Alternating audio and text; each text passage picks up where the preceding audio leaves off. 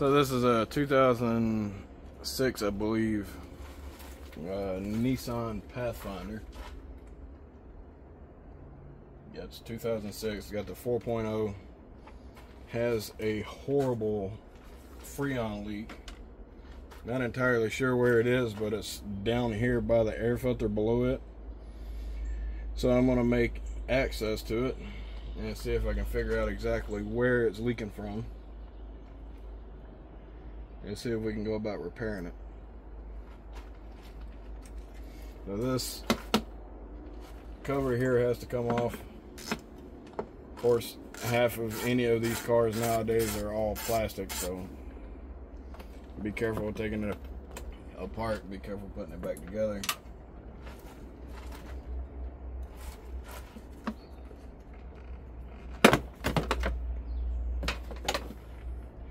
And you got a PCV hose on the front side of this cover, or sorry, the back side, I guess technically. And then you've got two 10mm bolts and a hose clamp over here.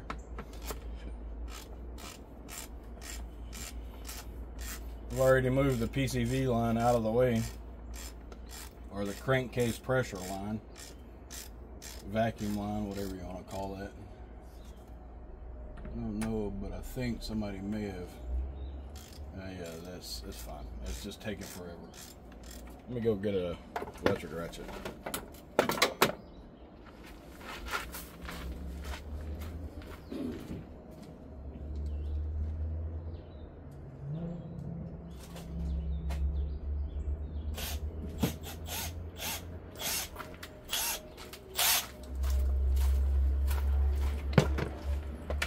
Milwaukee, one of the best options that you can have.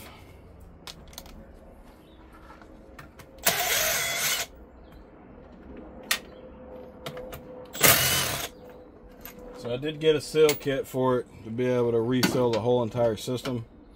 I don't know if I'm going to use this kit or if it's a different one that I need, but I have one, so we'll see. This one, this hose clamp screw is either an 8mm or a flathead screwdriver, assuming it hasn't been changed. This one probably has never been changed. Wiggle the hose, make sure it's good and loose.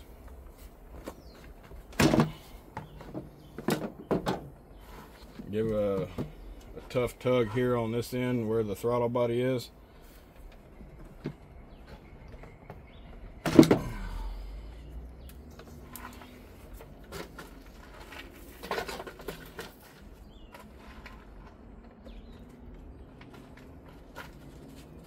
Inspect your air filter. This one definitely needs to be changed. Alright, now we can kind of see the AC compressor, and that's definitely where it sounds like it's coming from. Let's see if we can gain a little bit more access here.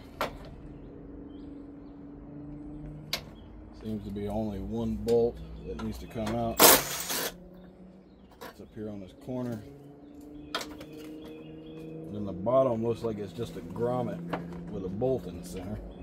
Oh, I lied. There's another one right here. But I think it's the same principle. Oh, come on. You need to go on there before you go pressing buttons, bro.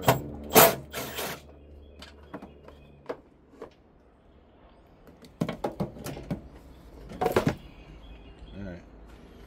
Air box is out of the way.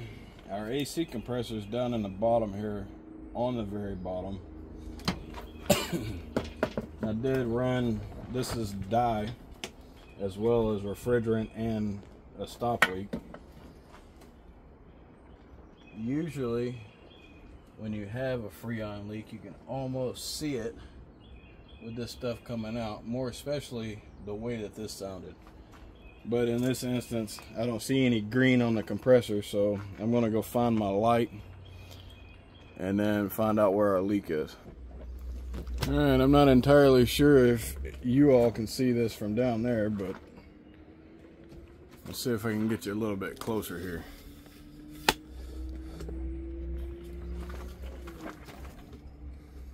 You can see that glowing from a mile away with a black light. So that upper line is where it's leaking at, but we don't know if the seal is bad or if the compressor is cracked. I think though we're going to start with replacing the seal. If the seal doesn't fix it, then it's definitely going to have another compressor. A lot of times these auto repair companies will say, oh yeah, you need a whole system, blah blah blah. No, you don't. 90% of the time you don't need a whole system. A lot of the times it's just a bad seal or a poor vacuum and recharge. Be right back. Okay, on this specific model, that top hose is at 12 millimeter. The bottom hose I'm pretty sure is too. These front ones on the condenser are 12 millimeter as well.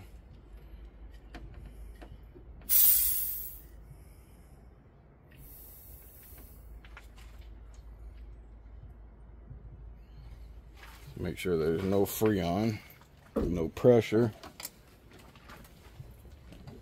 Word of advice, don't gas off an air conditioner in the atmosphere because it is not good for the atmosphere.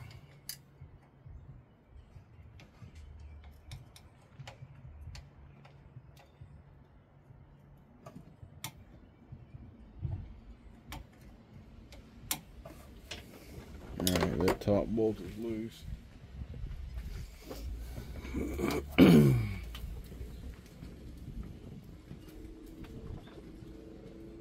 Probably can't see anything, my big head's probably in the way.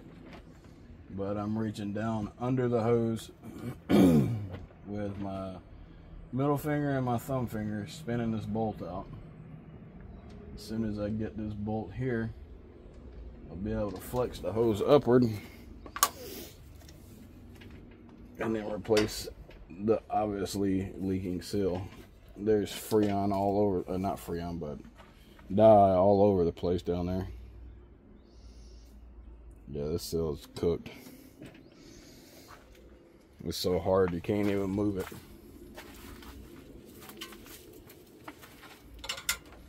You can either use a pick, which I have those over here, or a flathead screwdriver.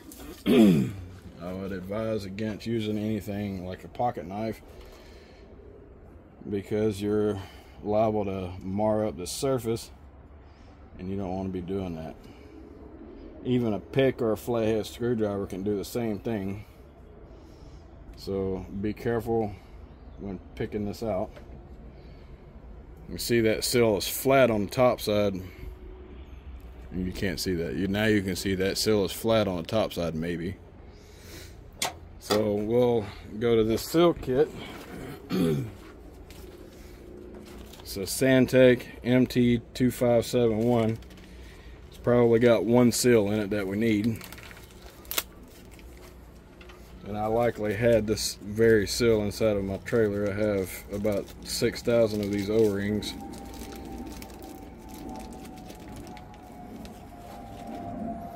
Dump them all out in my hand, put them on a rag, and then size them up. Now it feels like this one right here has the same inner diameter as this one. The outer diameter is much different, so that's how we know for a fact that that seal was leaking, because there is a lot of margin for error. Be careful bending this hose a lot. You don't want to take the chance of it leaking in the rubber portion of the hose itself. Put this line back in, put the bolt in, go in as far as we can by finger, and then tighten it the rest of the way up with a wrench.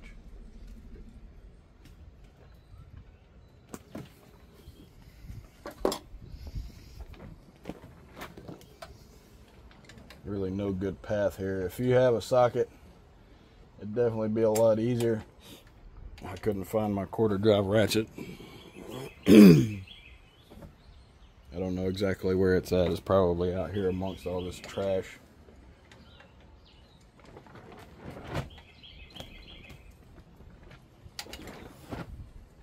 Alright, now when we get this bolt all the way tight, we're going to spray that surface down to get that dye off of there with brake parts cleaner.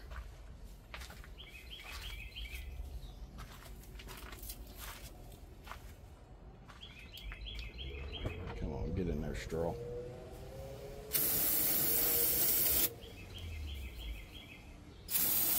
Don't spray it beforehand, make sure to spray it after, and then verify that you don't have any more of that dye lingering around. I see a little bit, but it's not on my gasket mating surface there. So we'll turn this over and shoot some more in it. Definitely leaking from somewhere else. Oh, from up here, you big dummy. And from down there still. Oh, she's leaking from all over.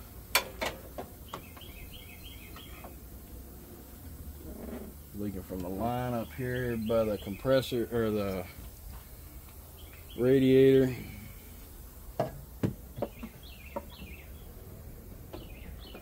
Sounds like it's leaking from the line below as well. Nope, it's only leaking from up here. We're just going to go ahead and reseal the whole thing and be done with it. That way we don't have to worry about figuring out where our next leak is going to be. We've got about 25 psi here.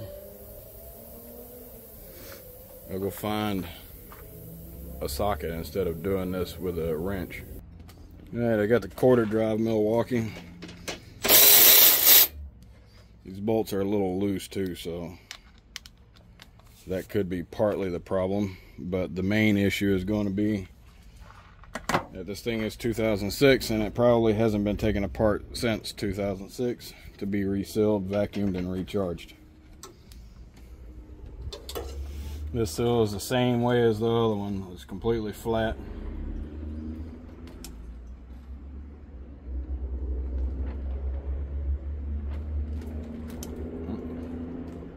Careful not to stab yourself.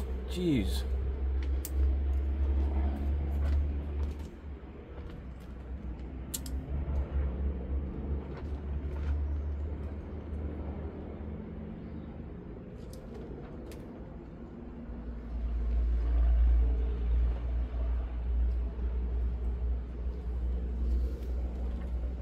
Same principle as before.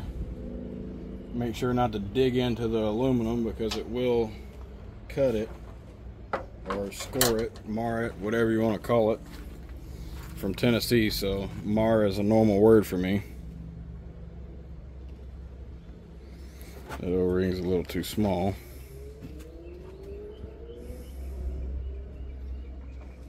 Same with that one.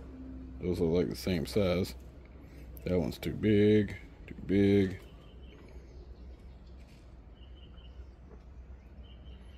It looks like the right one. When sizing these up, you want to look at the inside of them and not the outside of them, because the outside of them are going to be different, more especially if they're already leaking. Oh yeah, that worked great.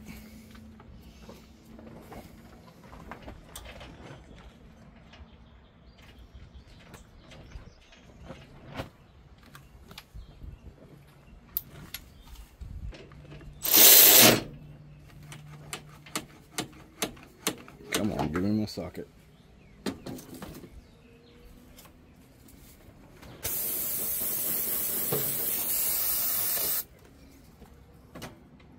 I don't think we have any more in here, so I may end up having to get a regular can.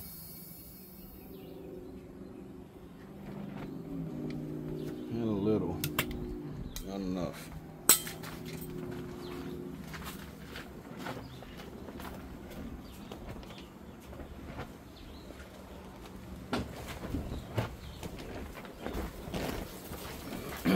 This is only for testing purposes. This is not for final assembly. I'm just trying to pinpoint if I have to reseal the whole thing or if I can just put a couple seals in.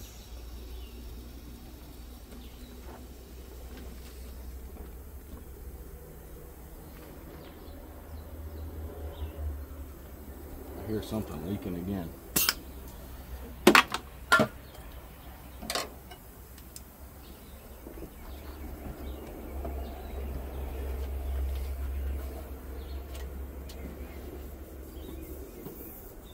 Of course, the bottom hose is leaking too. Why wouldn't it be? It just makes a lot of sense for it not to leak. Alright, so I am going to just go ahead and reseal the whole thing. There's no use in farting around with it. Just go ahead and get it done and stop playing with it. So here is one connection, two down there on the compressor, one up here in the front on the condenser. I think the other one is on the other side on the condenser.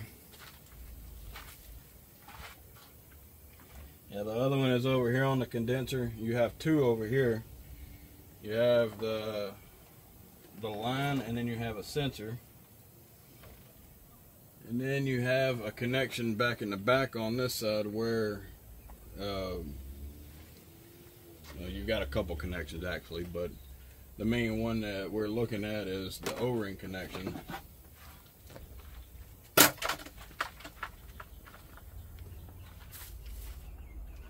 Let's see if I can do this without tripping over anything. Alright, so here's that AC line from the other side. This is the suction line. It goes directly back into the evaporator inside the car. It does have an expansion valve inside of there. Come on, Brad, get with the program here. That line is the suction line. Back behind there is where the expansion valve is. Then your high pressure line comes out from there, routes around under here, comes back up into the front right here. This is where your connections are. On this side you've got the 10mm, same line similar to the other side on the compressor. And then you've got the sensor, the pressure switch. So we'll go ahead and just replace them. There's really no way around it.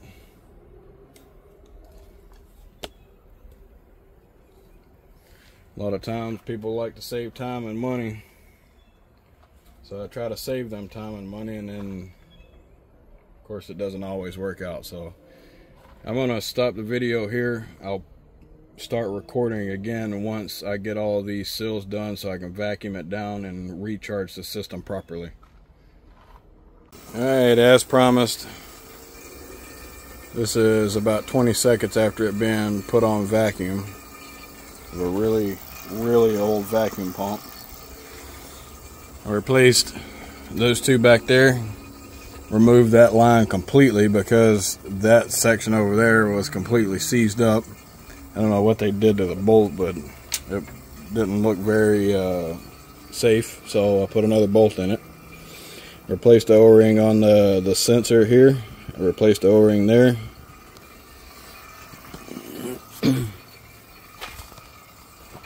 I've got an absolute mess out here. Replaced the O-ring inside of there, on here. Replaced the two O-rings there. And then I replaced the O-ring there. This is the line that I took out. There's two 10mm bolts back there. This is a 12mm with an M8 by 1.5 bolt. And the one that they had in there only went about halfway down. So the one that I put in there goes all the way through. In the event that it does happen again, somebody can spray some penetrant on the backside and it'll come through the actual threads. There's nothing else that holds that line in place going to the other side, so it just made more sense to go ahead and pull it out, heat up this section here, and then unbolt it. I attempted to clean the bolt up to no avail. Somebody had messed it up previously, so here we are. may actually still have a leak. Either that or this pump is just extremely slow. I'm 29 below. Close it off and open it a couple times just to see if I can pull a harder vacuum on this line, which is a service line, to facilitate and pulling a much stronger vacuum on the system. You want to keep it at 30 below for about 30 minutes, and then you want to leave it off for 30 minutes just to see if it's going to leak down. If it doesn't leak down, then you're good to recharge. All of the seals that I replaced, I should be good to recharge, assuming one of the seals wasn't the wrong size, which is possible. Now, when putting this back together, refilling it with Freon, this is the sticker that you want to abide by. It says a mount with or without rear AC and with rear AC. I don't know if this one has it yet or not, but I'll check. It calls for 1.54 pounds plus or minus 0.11 pounds without. With rear AC is 1.87 pounds plus or minus 0.11 pounds.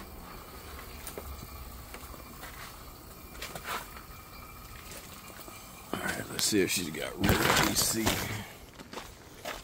Usually you'll know if it has rear AC if there's AC controls in the back, and this one doesn't have those. Look in here and see if there's a fan control for the back. If there's not, then it doesn't have rear AC. It does not have rear AC because this is only front control, so it controls the airflow under the center console.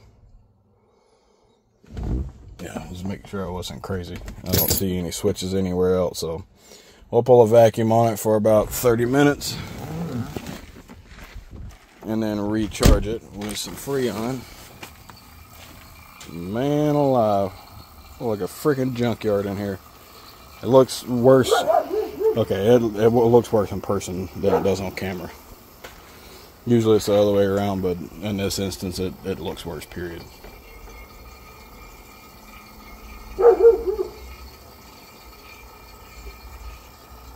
That suction line is freaking huge, and there's a lot of it. That from here to the other side where the AC compressor is probably, I don't know, this section right here is 6 inches plus another 8 inches to be able to get back up to the firewall. And then from here to over on the other side is about 3 feet. So that's 4 feet overall, and then another 3 feet to go down to the compressor. So 7 to 8 feet of suction line. That's a lot to pull down. You'll want to make sure to pull this vacuum for quite a while. Probably end up pulling it actually for more than 30 minutes just to make sure that we get all of the air out, and then recharge it to about 40 psi on the low side without rear AC controls. 1.54 pounds plus or minus 0.11 pounds. You don't really want to go plus. You want to stay under if you can stay under. And I'll give you a general idea here on what 1.54 pounds looks like. This is 1.25 pounds. This is 20 ounces. So this is about half full. So that's only 3/4 of a pound. These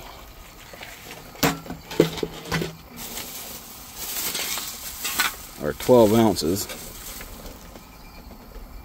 That's just under a pound. So we'll use this first and then switch off to that guy. I need to take that off anyways. My piece that I used for the top of there is gone. I did make an adapter. This allows me to do the quick connect.